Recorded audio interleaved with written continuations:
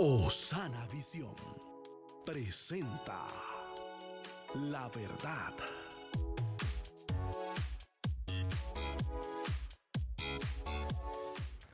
El impacto del cristianismo no solo produce efectos en el cristiano, sino en su entorno y medio donde vive. Es claro el mandato de salir y hacer discípulos, pero ¿será que nuestro llamado solo tiene sentido en el orden estrictamente espiritual? ¿O debemos también ejercer una función en el Estado, del cual todos somos parte? Independientemente de nuestro sentido espiritual, es de rigor reconocer el papel del cristianismo en el fundamento de los derechos humanos, en la transformación de las relaciones entre los hombres por la introducción del principio fraternal de igualdad y en las organizaciones democráticas. De no ocupar los espacios de influencias, los estaremos cediendo a otros, con el peligro que tenemos si estos grupos no comparten los principios y valores que establece Dios en su palabra. Junto a nuestro invitado estaremos analizando esto. Saludos Panamá. En esta hora le damos la más cordial bienvenida a su programa La Verdad. Hoy tenemos un invitado muy especial y dentro de un instante se van a dar cuenta por qué. Él es egresado del Tecnológico de Monterrey. Tiene más de 20 años de consultor nacional e internacional en planificación estratégica, más de 23 años de experiencia como profesor universitario. Es especialista en temas de salud y VIH y ha trabajado por muchos años con grupos afectados por el VIH y SIDA. Trabaja mucho en el tema de institucionalidad democrática y gobernabilidad. En esta hora tenemos como invitado a Manuel Burgos, que por cierto es mi hermano. Te damos la más cordial bienvenida. Gracias, Manuel. La intención del día de hoy de este programa es tratar el cristianismo y las instituciones que sostienen al Estado. Y quiero permitirme leer un texto bíblico en Mateo 22, 21 que dice: y les dijo, dad pues a César lo que es de César y a Dios lo que es de Dios. Este pasaje de alguna manera lo hemos interpretado en el camino como aquel pasaje que dice que, ok, lo que es de Dios, eso es cierto. Lo que es del hombre, eso también es cierto. Pero hemos hecho un corte tan drástico en el sentido de que aún la iglesia no quiere participar absolutamente en nada que no tenga que ver con la iglesia. Y vamos a tratar en esta hora, Manuel, por eso te invito, porque tienes mucha experiencia en estos temas. Para mí eres mi hermano y para mí eres un gran politólogo, por decir un nombre, y queríamos abordar este tema de qué hacemos nosotros como instituciones, que somos parte del Estado, la Iglesia, porque también esto permea, si no lo hacemos bien, en estas figuras de ideologías o de corrientes que tratan de imponer pensamientos. Y yo quisiera abordar el primer tema haciéndote un par de preguntas. ¿Qué entendemos nosotros como democracia, Manuel? Sí, claro. Bueno, yo creo que una cosa es lo que dice la academia y que identifica la democracia como el poder de las mayorías, el poder del pueblo que se ejerce a través de instituciones legítimas que también son producto de ese consenso y de esa interacción entre las fuerzas mayoritarias que conforman la democracia, los estados. Eso debería de ser. En la práctica, históricamente, las mayorías damos por sentado que una vez se instituye la democracia, nuestra participación se circunscribe solamente a ejercer cada 4, 5, 6 años, dependiendo del país, el voto.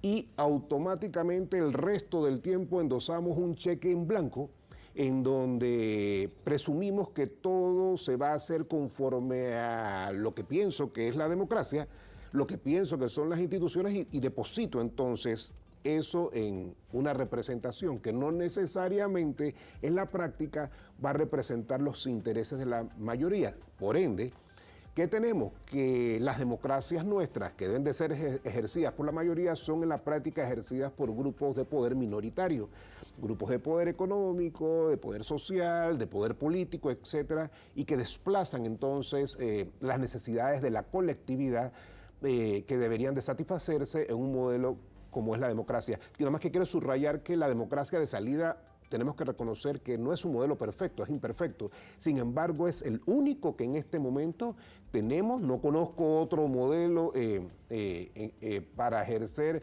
salvo que nos vayamos a los extremos dictatoriales o a corrientes que hay por ahí totalmente laissez-fairistas que hablan de un libertinaje absoluto, que más bien raya en el caos y la anarquía. Entonces, la democracia es lo más cercano que tenemos nosotros para satisfacer necesidades de la colectividad, siendo incluyente con las minorías, pero los intereses que se anteponen deben de ser los de la mayoría. Quiero rescatar algo, Manuel, porque tú dices que, y es probable, que esté ocurriendo eso en nuestras vidas, y amigo que nos escuchas, que nos ves, analízalo a lo interno. Es probable que nosotros estemos viviendo una democracia electoral y no una democracia en su esencia pura, porque platicaba hace un tiempo con una persona y me decía, si estuviésemos realmente en democracia, aun cuando tu hijo estuviese en un colegio particular, en un colegio público, debería tener la misma formación. Aun cuando yo tuviese todo el dinero del mundo para pagar un hospital privado, debería ser el mismo atención para si fuese una caja de seguro social, en el ejemplo. Claro. Entonces, eso, la primera observación que queremos hacer. Tenemos que tener mucho cuidado, entonces, cuando hablamos de democracia en su esencia. Pero decías algo importante, y ocurre, y es el pensamiento que está ocurriendo en gran parte del mundo, y también en Panamá no es la excepción. Que profundizaras un poquito con de que realmente el poder está en las mayorías o en las minorías. Porque hoy día vemos los medios de comunicación, vemos una cantidad, una fuerte corriente que demanda supuestos derechos, y al final del camino los más marginados resultan ser las mayorías. Claro, lo que pasa es que quizá es un fenómeno de automarginación. Y mea culpa, pecado de todos los que formamos ese espacio que le llamamos Estado, porque cuando hablamos de Estado lo primero que le viene a la mente a las personas es, no, eso es gobierno, eso es partido, eso son instituciones públicas, y eso es un craso error. El Estado es un espacio imaginario donde todos, absolutamente todos los actores nacionales e inclusive ciudadanos extranjeros que residen aquí, debemos interactuar, empresarios, sociedad civil, iglesias, partidos políticos, el ciudadano común. Ese es un espacio donde constantemente y no para se da una dinámica de interacción donde las fuerzas que mejor se organizan ocupan la mayor cantidad del espacio. Entonces las decisiones obviamente van a inclinarse, las decisiones macroeconómicas o macropolíticas van a inclinarse hacia aquellos sectores que mejor ejercen esa dinámica dentro de ese espacio de fuerza, de medición, llámalo de poder, como quieras, que se da en eso que denominamos Estado. Entonces, mientras el ciudadano común, el ciudadano mayoritario, dé por sentado que esa interacción alguien se las va a pelear, estamos mal. Mientras el ciudadano se autodefina, como dije hace un rato, como una persona que solamente su compromiso es ir a votar cada 4 o 5 años, estamos mal. Mientras no entienda que yo no tengo que seguir buscando culpables, cuando yo siento que el país las cosas no funcionan y que los órganos o las instituciones que sostienen nuestro país no funcionan, estamos mal, pero yo estoy mal. Entonces yo tengo que comenzar a participar, a cambiar. La democracia tiene una condición sine qua non y es que debe ser participativa. La ciudadanía debe participar. Están los partidos políticos, están los grupos de presión, pero debe de participar. Cuando decide no participar, endosa el cheque en blanco. Yo creo que lo que estamos experimentando es el producto de endosar cheques en blanco. Entonces, que otro lo haga por mí. Y al final lo que pasa es que me desahogo buscando culpables. Es como un tema, y te platico así rapidito, esto es como el tema del plástico.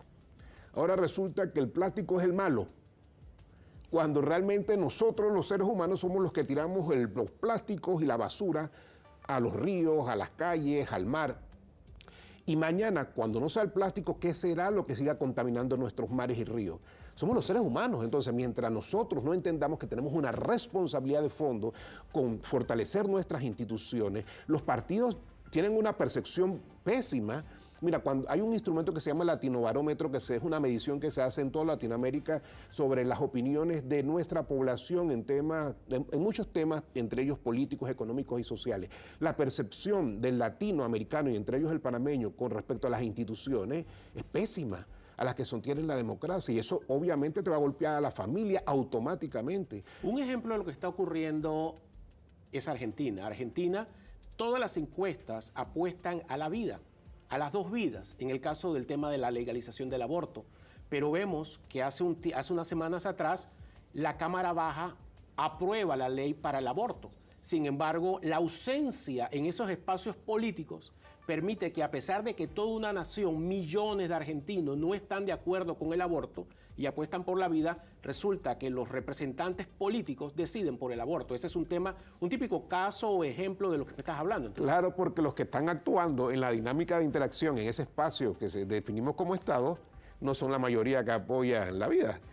Probablemente es otra minoría. Entonces, esto no se trata de intenciones. El gran problema es que tenemos lustros, décadas y mucho más años en intenciones. Entonces, los espacios hay que pelearlo. La democracia, mira, en este plano y en el plano democrático, el espacio se pelea. No hay absolutamente nada garantizado. Profundicemos un poquito sobre cómo evalúa la población la democracia. Y otra pregunta ahí mismo ligada quisiera hacerte: ¿desde qué perspectiva la califica? ¿Qué me tienes que comentar con respecto a esto, Manuel? Sí, es muy triste y los invito a que eso se pueda acceder por internet a Latinobarómetro. Cuando tú haces una evaluación de las respuestas, te das cuenta, por ejemplo, que la democracia en América Latina y entre ellos Panamá se evalúa por las posibilidades que entrega para avanzar en la escala socioeconómica generando movilidad social. O sea, la población, la mayoría, ha sido llevado al nivel básico en esa pirámide de Maslow, que es ver cómo resuelve su problema económico, de techo, me explico, vinculadas a cuestiones vitales, ya ni siquiera en un nivel superior. Entonces, tú te encuentras con que entonces yo defino democracia, como están ustedes viendo en pantalla, según mi perspectiva económica personal, según cómo me va, según lo que me da el sistema, me explico, y dejo y tiro por la borda cualquier otro valor, consideración o principio, porque lo vital es sobrevivir. Entonces, en América Latina, por no irnos más lejos, nuestro sistema político, nuestro sistema social, el que escogimos, que es democracia, ha arrinconado a las mayorías a un punto que realmente estamos sobreviviendo. Y como no hemos tenido la capacidad de unirnos para defender ese espacio, lo que entonces nos está quedando es respuestas que te dan como que, bueno, mientras me resuelva, a mí no me importa si es democrático o no es democrático. Entonces, no importa que robe siempre y cuando haga algo. Así es, eso es peligrosísimo. O sea, y yo no sé qué estamos esperando, en este caso los panameños, para reaccionar, porque instituciones de fondo se nos están yendo de las manos. Se nos están yendo de las manos. Y yo quiero decirte que, por ejemplo, yo esto todo lo cruzo, para mí son variables transversales, porque al final la familia, el ser humano, lo es todo. Es el centro gravitacional del modelo social que tenemos. De hecho, la democracia, uno de sus pilares es ese. Cuando decidimos organizarnos socialmente, lo hicimos con un propósito y costó muchísimo institucionalizar algo como la familia, que ha recibido golpes y todo, sí, pero sigue siendo la institución que sostiene el modelo que tenemos ahora. No es perfecta, pero tampoco podemos llegar a un punto de descalificarla como hoy día grupos la tratan de descalificar. Así es, que es igual, y esto para que lo entiendan, mira, es como otra institución en una escala vinculada directamente con esa definición electoral que tenemos. Los partidos políticos juegan una función vital en el sistema democrático. Pero ya tú escuchas, porque la percepción de la población es que son malos y que están corruptos, ya tú escuchas que hay que eliminarlas. Y yo pregunto, ¿la eliminas y a dónde? ¿Y con qué lo vas a sustituir? Que ya ha pasado en otros países, y no me quiero ir muy lejos, pero acá tenemos un vecino en Sudamérica que vive una experiencia muy fea, precisamente porque pasó sobre las instituciones sobre las que se levanta la democracia y mira lo que tenemos, hay caos, anarquía, hay intereses que también nos quieren llevar a un modelo libertino, que inclusive parece que está emergiendo como una corriente política donde prácticamente es laissez-faire, dejar hacer todo, y eso es caos. Entonces, la pregunta es, ¿debemos eliminar, así como para acabar con la contaminación de los mares y ríos, eliminemos el plástico? Pero si el que lo tira somos los seres humanos. Para acabar con la corrupción, eliminemos los partidos políticos. Pero si son los seres humanos que están en los partidos. Corruptos somos los seres humanos. Así es. Y yo te aseguro que es la minoría de los partidos políticos la que es corrupta. ¿Me explico? Entonces yo creo que dentro de los partidos políticos hay que activarse, la gente buena de los partidos políticos, y tomarse los partidos políticos, como la gente en nuestra sociedad tiene que entender que tiene que salir a participar para defender las instituciones, si no nos quedará llorar, no hay otra. Wow. Algo interesante que platicamos al inicio, dijimos que queríamos ver cuál es la participación del cristiano en medio de lo que se conoce como el Estado. Y el Estado, estamos claros que somos todos nosotros. Y en ese sentido queremos poner un llamado de atención antes de irnos al cierre de este primer bloque. Queremos poner un llamado de atención a todos los que nos ven, nos escuchan en tu programa La Verdad, de que es necesario. Escuchaba por ahí a alguien que decía que los buenos somos más, pero si el silencio de los buenos, por el silencio de los buenos, entonces los que han decidido no ser buenos, entonces se van a hacer mucho más fuertes. Estamos llamados a comenzar a tomar un rol como sociedad civil. Si no te gustan el tema de partidos políticos, no tienes que participar en partidos políticos, pero como sociedad civil, tu voz se debe escuchar. Vamos a un cambio y regresamos ahora en el segundo bloque, Manuel, para seguir hablando de este tema muy interesante. Con La Verdad.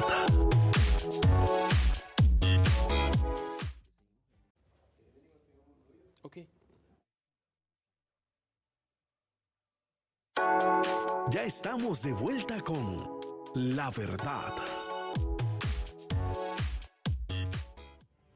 Saludos Panamá, su anfitrión de siempre, Roderick Burgos, en tu programa La Verdad.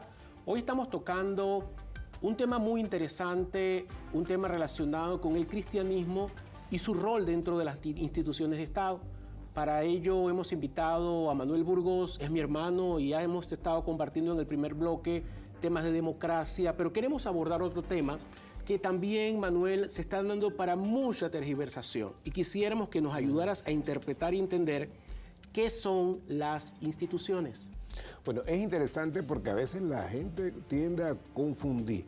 Y, por ejemplo, las instituciones surgen de un esfuerzo, a veces de cientos de años, ¿verdad?, de grupos poblacionales que invierten hasta vida, se han invertido por generar las instituciones. Porque las instituciones al final emergen ¿de qué? De creencias, de valores, de ideas, de principios.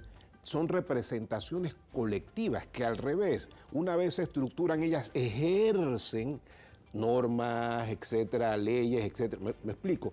Para darle forma y permitir que entonces esas instituciones se ejerzan en la práctica dentro del ámbito que denominamos Estado. Ahí, por ejemplo, estamos viendo la definición más sencilla de eso. Hay una definición un poquito más compleja que nos dice que son las instituciones, pero esto para que la gente lo comprenda. La vida política democrática es ordenada por las instituciones. Nosotros obedecemos a instituciones. La comunidad política es una configuración de instituciones organizadas que define el marco dentro del cual ocurren la gobernanza y la elaboración de políticas públicas. O sea, te fijas, las instituciones dan ese parámetro, ese marco de referencial. Una institución es un conjunto, como hablaba hace un rato, relativamente estable, de reglas y prácticas alojadas en estructuras de recursos que hacen posible la acción organizativa, financiero-administrativa y estructuras de significado que explican y justifican el comportamiento, roles e identidades y pertenencias, propósitos comunes y creencias ocasionales y normativas. De hecho, por eso por ejemplo, Panamá forja sus instituciones en base a sus valores, creencias, etcétera, etcétera, etcétera. O sea, una institución tampoco podemos decir que, bueno, porque yo hoy me levanté de tal forma, creo que el enfoque para todos debe de ser el que yo pienso. No sé si me explico. Las instituciones, por emerger de esa interacción de las mayorías, requieren, para mis gustos, las consultas de las mayorías para producir cualquier cambio. ¿Por qué? Porque van a afectar a toda la población. Si mañana yo decido salir a la calle diciendo que, bueno, desde mi perspectiva ahora, ¿saben qué? Los semáforos yo los voy a desde mi perspectiva los voy a cambiar. Y ahora para mí la luz roja es para parar y la verde para seguir. ¿Tú te imaginas el caos? ¿Me explico? Sí, si invirtieras las cosas, yo me detengo con verde y sigo con roja. Yo amanecí con ganas de que cambiaran las luces. Ok, un tema que a mí me inquieta y no quisiera dejarlo por fuera porque estamos tratando de hacer docencia en esta materia de institucionalidad, de gobierno, de Estado. Es una pregunta que se obliga. Hay muchos grupos minoritarios que exigen como un derecho lo que yo denomino el mal llamado matrimonio. Pero nosotros siempre hemos conocido el matrimonio como una institución. Porque yo siempre hago una analogía muy simple. Si el matrimonio fuese un derecho, estaría el Estado en la obligación de asegurarse que todos los solteros se casaran. ¿Pudieses ampliarnos esas diferencias que han tratado de cruzarlas y hacer ver como que derecho a institución es lo mismo? Bueno, definitivamente sí marca hay una gran diferencia, por eso lo acabamos de observar. Mira,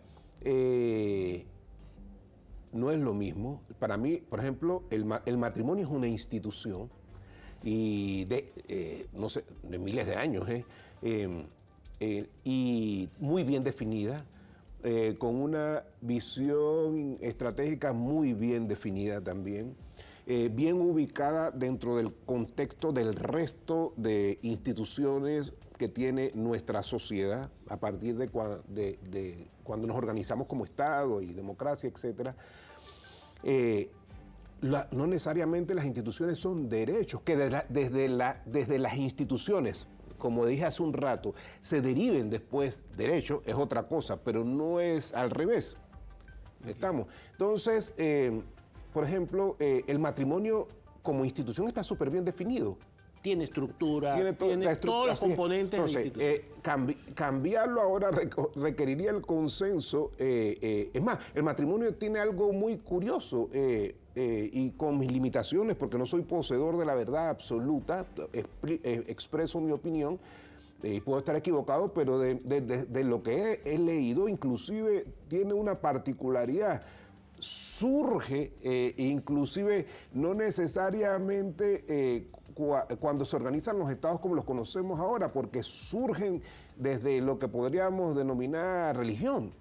¿Me explico? Hasta esa particularidad adicional tiene como institución, entonces, y surge bien definida. Por ende, creo que ahí habría que estar claro. No, y cuidado, no es que se esté negando derechos de alguien, pero los derechos deben de ser tratados como eso, como derechos. Y yo creo que en ese sentido debemos de ser claros, hablar con claridad y tratar de que no haya confusión en esto, pero son conceptos diferentes. Tengo una pregunta que puede ser un poco muy directa para todos los que nos ven y nos escuchan. Todos los que profesamos una fe cristiana, que creemos en Dios, y te la voy a hacer, Manuel. ¿Cuál ha sido el papel, a tu consideración, de las mayorías y específicamente de los cristianos en términos de salvaguardar las instituciones sobre las que se sostiene la democracia? En tu visión como politólogo, como experto en estos temas, ¿cuál es tu visión de lo que hemos hecho nosotros como iglesia? Yo te lo contesto también. Por los frutos lo reconoceréis. Si el rol y el papel hubiese sido activo, no estaríamos al borde de... 4 millones de habitantes peleando con 71 diputados para que no hagan cosas que no deben. Y por mencionar los diputados, porque también se ha institucionalizado la corrupción que va más allá del poder político. Cuidado, porque el corrupto no solamente es el político, hay empresarios, la propia sociedad, se ha institucionalizado la industria del crimen, organizado a nivel mundial. Entonces, y son las minorías, pero las minorías nos han controlado. Cuando tú ves a un país, por ejemplo, como este, que tiene indicadores de crecimiento de los más grandes en los últimos 15, 20 años de la región, pero paradójicamente sientes que la pobreza aumenta al mismo galope porque se está generando mucha inequidad, porque de hecho estamos entre los 10 países con peor distribución del ingreso del mundo. Tú dices, aquí está pasando algo. Seguimos arrinconando a la mayoría, pero ¿por qué se arrincona la mayoría? Porque la mayoría, y ya te lo acabo de decir hace un rato que pusimos las percepciones de la población, la mayoría está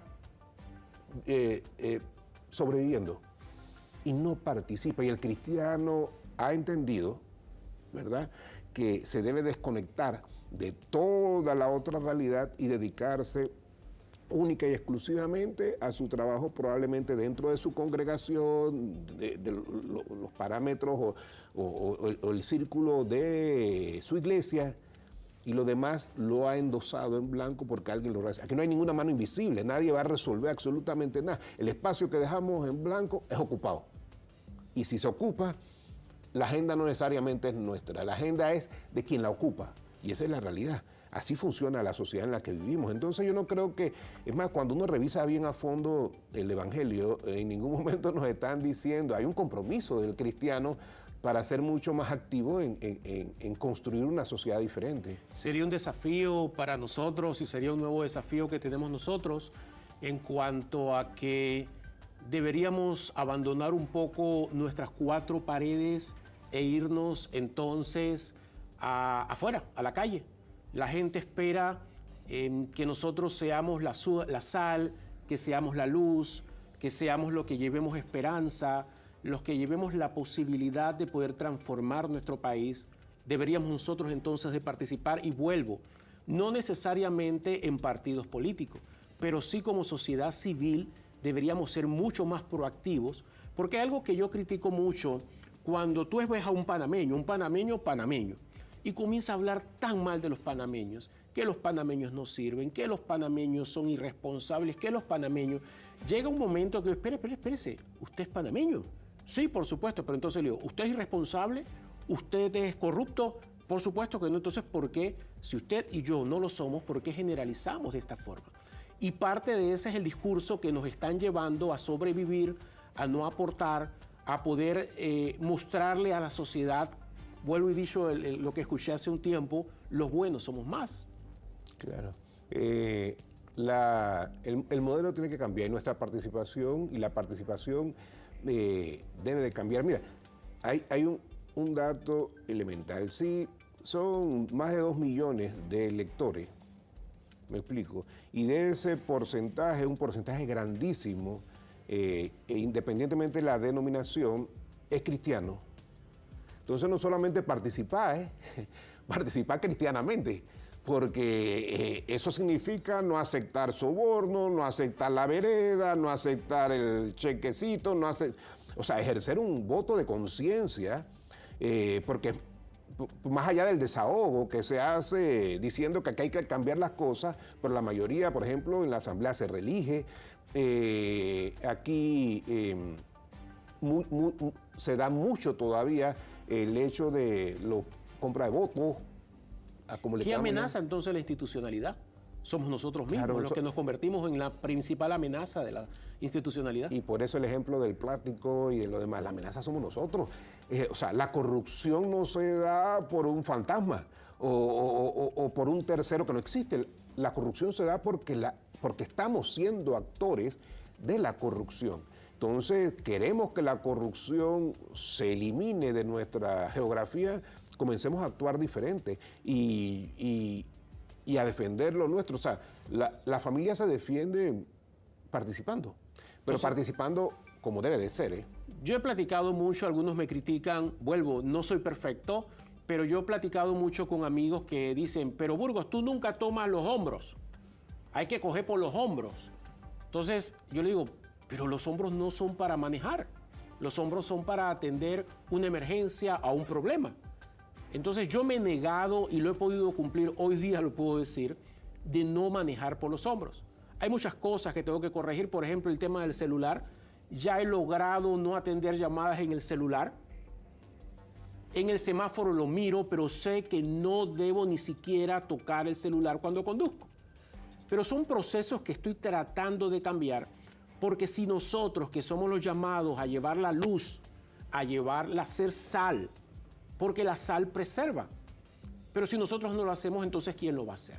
Entonces, si nosotros, o por nuestro silencio, o sea, porque realmente quitamos la cara, nos hacemos entonces cómplices de que las institucionalidades, que el Estado esté resquebrajándose y hasta en peligro, por darle un nombre. Y el Estado somos todos, volvemos a la definición, el Estado somos todos. Mira, y a las generaciones más jóvenes inclusive, yo vengo de una generación diferente, creo que el enfoque que teníamos de la vida, gracias a Dios, era bastante diferente también. Las cosas han cambiado, la dinámica de cambio es una realidad y el llamado es que tomen esto en serio. Veámonos en el escenario de países hermanos que en este momento se están desangrando literalmente porque han permitido que sus países lleguen allá a esa situación que experimentan hoy precisamente por el deterioro de sus instituciones. Este es un cáncer que hace metástasis demasiado rápido. Yo creo que estamos a tiempo. Esto no es para ser alarmista, pero mira lo que estamos. Ya somos tan insensibles que vemos estas cosas de la corrupción en los medios y nadie le pone atención. Ya ves muertos en la calle y en lugar de ver, o sea, de alertarte, lo que hace es que te paran y le toman una foto para subirla en las redes. Entonces, esa desensibilización que no es humana está corroyéndonos.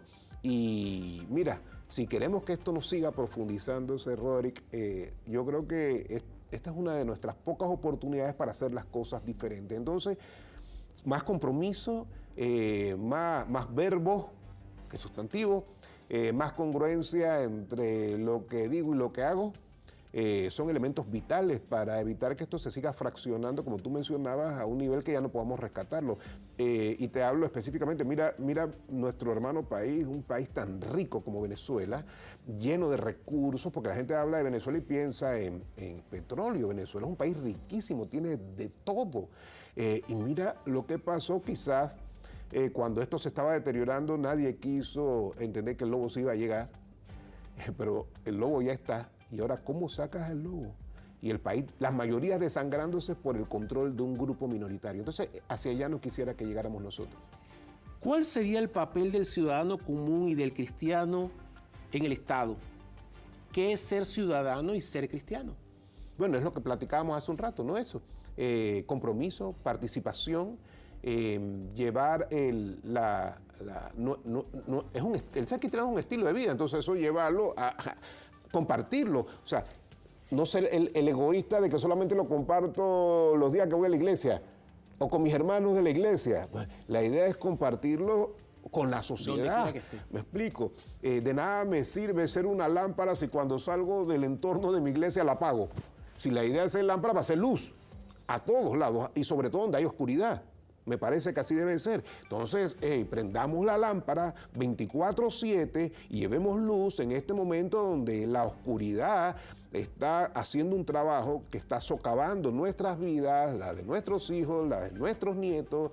Y si no actuamos, no sé qué va a pasar.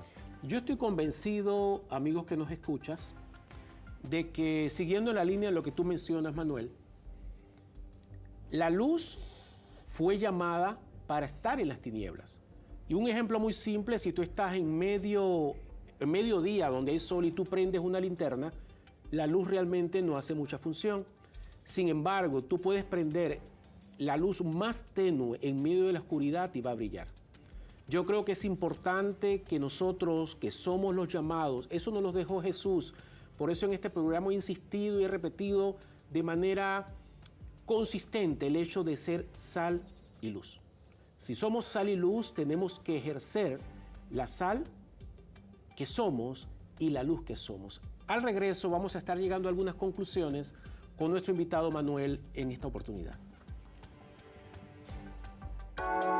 En breve regresamos con La Verdad.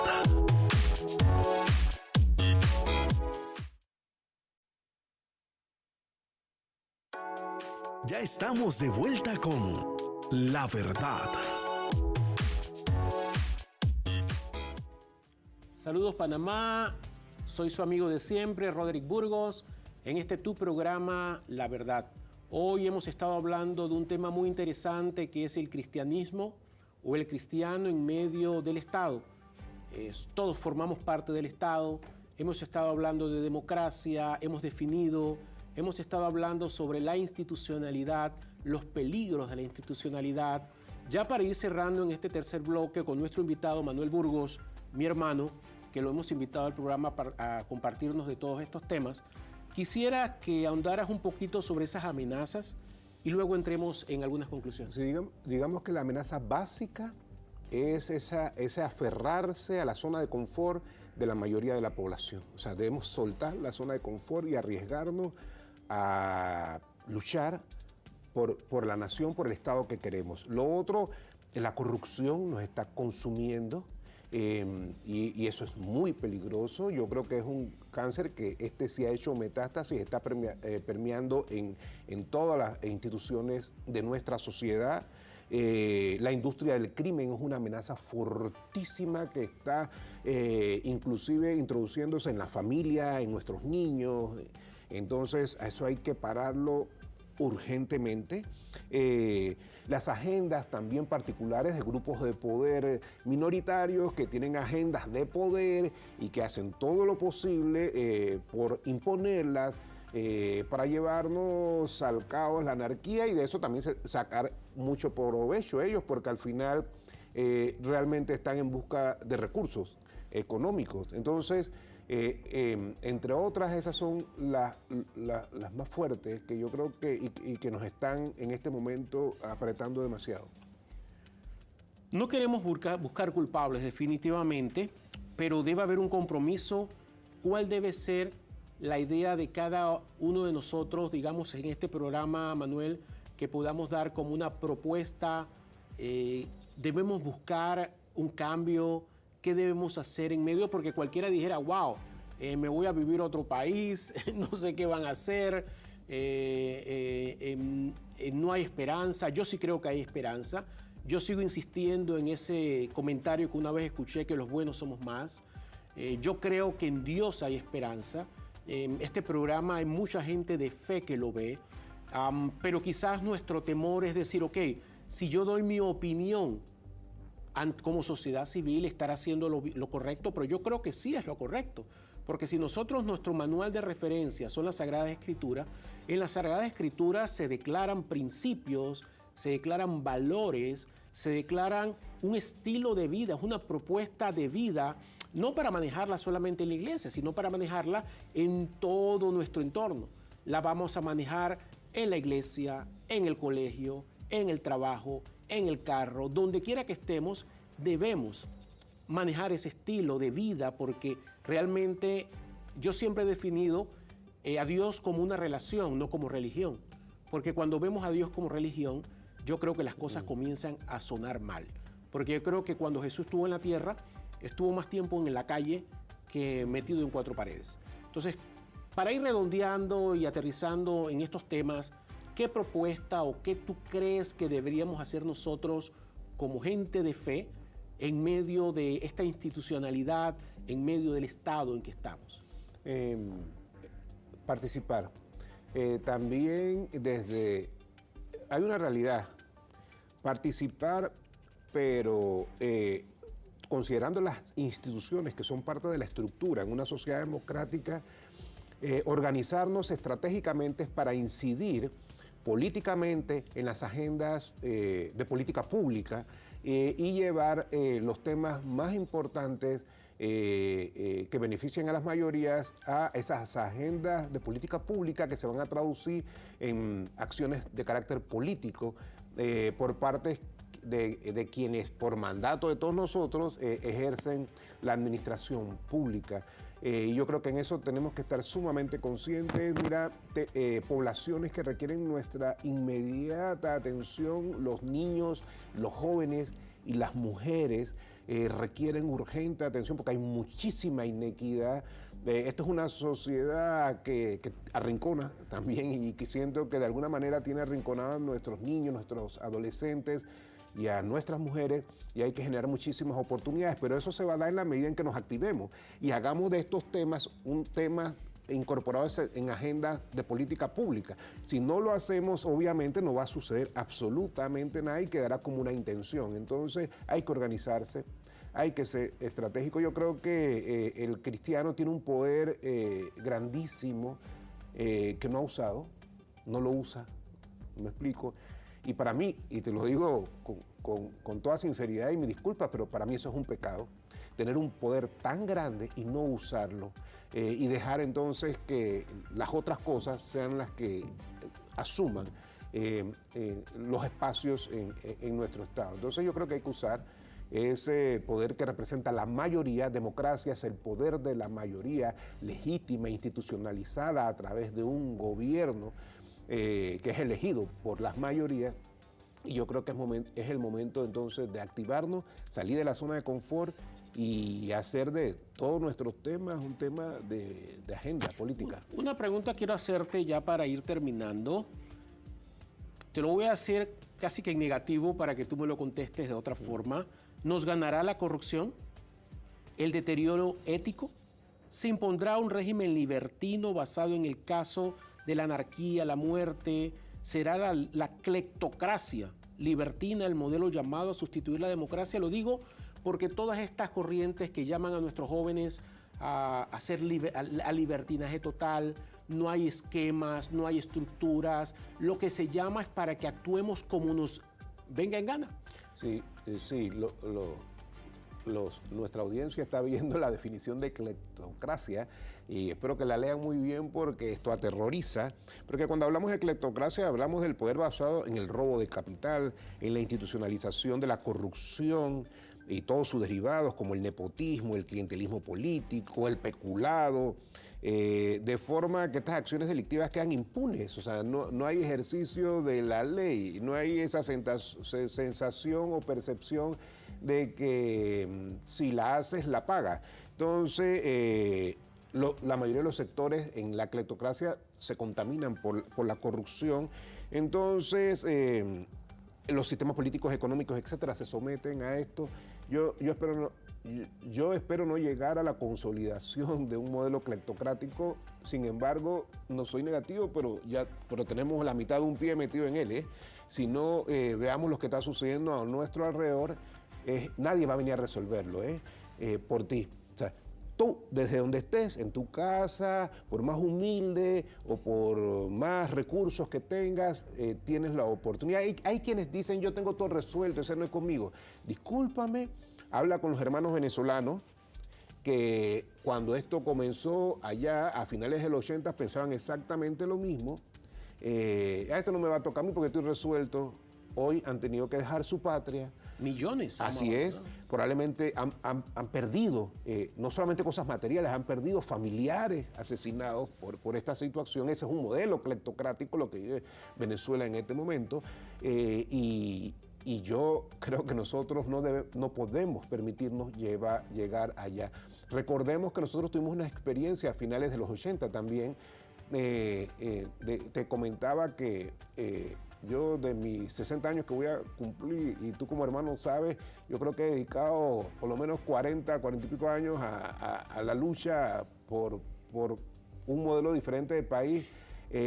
Yo pensé que a estas alturas esto iba a ser diferente, pero toca darle el segundo aire y garantizar que el país se permita tener un escenario de ética, de tranquilidad, de paz social, que es lo que debe de garantizar cualquier gobierno, es la paz social en un marco de ética y de, como columna vertebral, tener la seguridad y la certeza jurídica, que hay una percepción más allá real de la aplicación de justicia. Eso hacia allá debemos emigrar. Que estamos a tiempo, yo creo que todavía. ¿Qué requerimos? Que la gente salga de las situaciones de comodidad, todos salgamos, dejemos de buscar culpables y desahogarnos por las redes y por teléfono y salgamos Es una invitación para todos los que nos ven y nos escuchan. relativa a que podemos abandonar esa zona de confort, que ciertamente las zonas de confort, eso son muy confortables. Entonces, no es fácil decirte, ok, yo estoy en este sillón, está súper cómodo, ¿por qué quieres que me levante y vaya a un lugar en donde yo no tengo certeza ni qué me va a ocurrir? Entonces, es una invitación a abandonar esa zona de confort por el bien de nuestra nación, por el bien de nuestras futuras generaciones. Claro, y yo, bueno, atrás hace un rato los 40 años en esto, porque les digo algo, por más difícil que sea, lo desconocido, déjenme decirles que hay vida más allá de la zona de confort. Y si eres cristiano, discúlpame, debes tener casi el 100%, por no decir el 100% de certeza que vale la pena salir de la zona de confort. Entonces, el mensaje es claro, hay que salir. Y Dios no desampara a ninguno de sus hijos. Eso se los doy como testimonio. Sí, muy interesante, porque realmente, vuelvo y comento, somos sal y somos luz. Es un despertar, es un llamado, por algunos dirán, amigos que nos escuchas, que nos ves, nos dirás, bueno, pero eso está relacionado con los temas de las corrientes, ideología de género y demás, y definitivamente que sí, porque en el desorden y el caos prevalecen todas estas cosas. Y nosotros por mucho tiempo, ponía el ejemplo hace un momento, 4 millones de habitantes en Panamá pidiendo que se enseñe una buena educación, que se hagan las cosas de forma correcta, pero sin embargo, 71 diputados deciden todo. Hemos visto el ejemplo en muchos países hermanos, ni hablar de lo que está ocurriendo en Nicaragua. Es decir, en el mundo entero se debaten entre guerras, conflictos, problemas. Nosotros tenemos la oportunidad todavía de llevar esperanza, y Panamá no solamente llevar la esperanza al panameño, sino esperanza a la gente de afuera. Hemos tenido la oportunidad de salir de Panamá y siempre nos han dicho, oye, pero ustedes sí hacen ruido, son un país pequeñísimo, pero fuimos inspiración hace muchos años cuando comenzaron estos movimientos pro familia. Fuimos inspiración con una primera marcha que hicimos hace 3 años.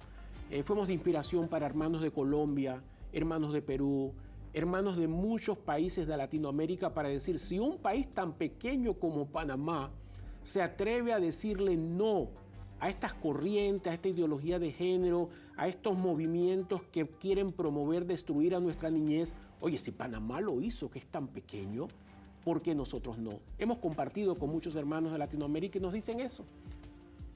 Amigo que nos escuchas, amigo que nos ves, yo creo que ese es un tiempo que Dios nos está dando hoy para que podamos aplicar ese texto bíblico que dice que somos sal y somos luz. Dejemos escuchar nuestra voz, participemos activamente dentro de nuestra sociedad y seamos personas de cambio, personas influyentes, personas que puedan llevar esperanza a los que ya dicen que no hay esperanza. Creemos firmemente que Dios tiene su mirada puesta en Panamá. Y así como otros países del mundo nos ven como un lugar muy especial y bendecido por Dios, yo creo que este es un tiempo, que Dios nos concede para poder proclamar la verdad del texto bíblico. Yo creo que es importante poder salir y decirle a la gente que sí hay valores, que sí hay principios, que hay muchas cosas que pueden fortalecer este país, que pequeño, pero grande en corazón y grande en valores. Esta ha sido una oportunidad que hemos compartido con Manuel. Gracias, Manuel, por este tiempo que nos has dispensado. Gracias, de poder estar contigo. Gracias. En esta oportunidad. A todos los que nos han visto, los que nos han escuchado, los que han participado con nosotros, gracias por permitirnos entrar a sus hogares. Este es su programa La Verdad, y hoy estuvimos junto a Manuel platicando sobre el Estado, sobre el cristianismo, y prepárense para los próximos programas en donde traeremos más invitados para hablar sobre todos estos temas que giran en torno a estos movimientos, a estas corrientes. Y recuerden que en este programa la verdad se proclama en el nombre de Jesús. Que la pasen todos bien y nos vemos en la próxima entrega. Osana Visión presentó La Verdad.